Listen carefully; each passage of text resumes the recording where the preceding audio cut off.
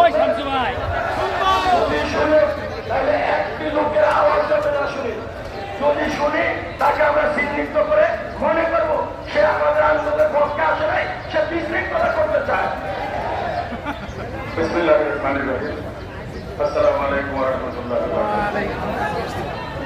সম্মানিত ইবতেদায়ী মাদ্রাসা শিক্ষকবৃন্দ, আপনাদের কষ্ট দাবি দেওয়া সব আমরা অবহিত।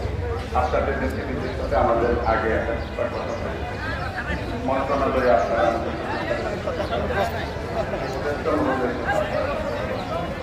আপনাদের বক্তব্য আমরা বিভিন্ন আকারে সামাজিক করে সমাধানের জন্য মাননীয় প্রধানমন্ত্রী ওখান থেকে মিটিংটা টেকনিক্যাল ওয়েলি 10-12টা দিয়ে তারা আমাদের কাছে জানতে চাইছে নাগজ পড়ে।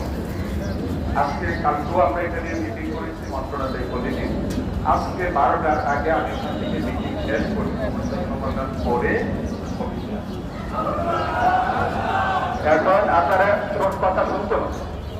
আজকের মধ্যে এই সমস্যার জবাব সমাধান সামাজিক সন্ধ্যার আগে মাননীয় প্রধান উপদেষ্টার দপ্তরে আমাদের সচিব পাঠাবেন। এইটাতে কোনো সন্দেহ নাই।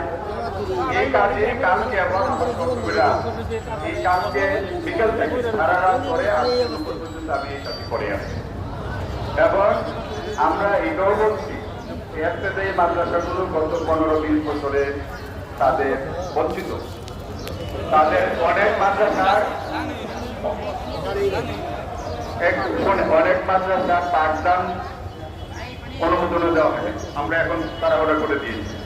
অনেক মাদ্রাসা 30 বছর আগে প্রতিষ্ঠা হয়েছে, 500 টাকা অনুদান পেয়েছে। সেই মাদ্রাসার সাথে অনেক প্রাইমারি স্কুল রেজিস্টার হয়েছে, পরে জাতীয়করণ করা হয়েছে, কিন্তু একটা এই মাদ্রাসাগুলোকে করে না। এই সমস্যাগুলো অ্যাড্রেস করে সমাধানের জন্য আমরা আজকে রেজুলেশন আমি মিনিস্ট্রিতে থেকে সই করে দিয়ে আসছি এবং আজকে দিনের মধ্যে এই সাধারণতা হয়তো বা বিকাল 5টার আগেই মাননীয় প্রধান উপদেষ্টার কার্যালয়ে পৌঁছবে। এইটা হলো আমাদের পক্ষ থেকে আপনাদের কথাগুলো।